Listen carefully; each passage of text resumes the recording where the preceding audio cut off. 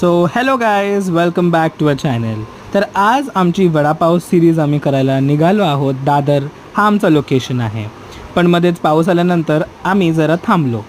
And that's our first location, Shri Swami Samarth vada pav. इकडच्या वडापावची खासियत म्हणजेच की त्यांची टॅमरिन चटणी होती आणि मला हा वडापाव फारच आवडला आहे.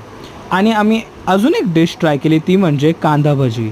पावसाची मजा घेत घेत आम्ही ही भजी मस्तपैकी खाल्ली आणि आम्ही पुढे आमचा नेक्स्ट लोकेशनकडे वळलो, म्हणजेच की कीर्ती कॉलेज वडापाव सेंटर. ह्याला अशोक वडापाव असेही म्हटले जाते. या वडापावची खासियत म्हणजे त्यांचा चुरा पाव आणि चटणी होती.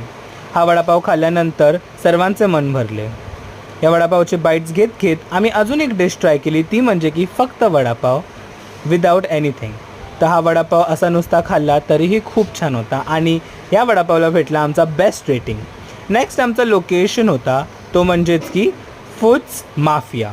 इथे चिकन वडापाव नावाची गोष्ट ही आम्ही पहिल्यांदाच खाल्ली, परंतु वडापावची जी ओरिजिनॅलिटी आहे तीच राहते, म्हणून फार काही मला हा वडापाव आवडला नाही. And that's how we ended our vada pav series over here. Thank you.